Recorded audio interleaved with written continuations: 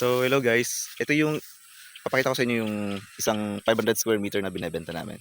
Dito yan sa barangay na Ugsol. Ayan siya.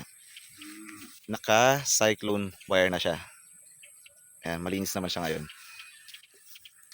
Ayan guys, tignan yung view niya, napakaganda. 'Di ba? Pagising mo sa umaga ganyan makikita mo.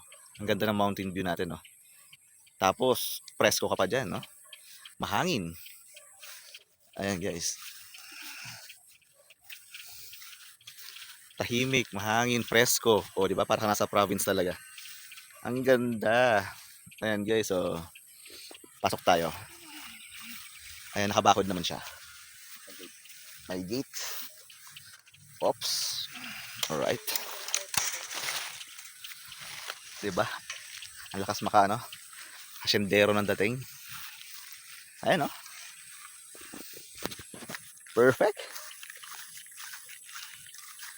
Maganda rito guys sa mga ano, mahilig magmuni-muni, magtanim-tanim ng ano.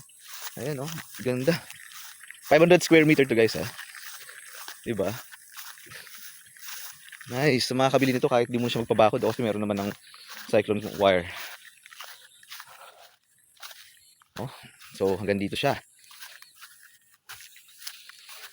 Oh, diba? Ayan, no? Kunti pa lang yung kapitbahay.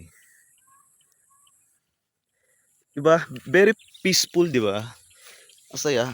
Ganitong mga ambience yung gusto ko talaga. So, best buy siya guys. Ayun o, a must buy. Ayun o, bundok. Oh, 360 degrees na papaligiran ka ng bundok. Ang ganda. Alright. Dito yung ano eh, dito yung masayang mag-settle down talaga. Sa mga ganitong lugar, ganitong mga properties. Dito ka makapag-isip-isip. Ayan. Ganda ng tanawin, di ba?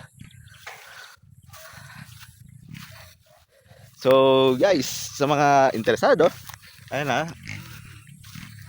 PM lang kayo, no? Wala namang masamang magtanong. Huwag kayong mahiyang magtanong. Ayan. Yung isa kasi, meron pa kami isang 500 square meter kaso, ano siya ngayon? Sa ngayon kasi ano siya, madumi, tapos nasira yung bakod. Pero, maganda rin yun guys. Mas bungad siya.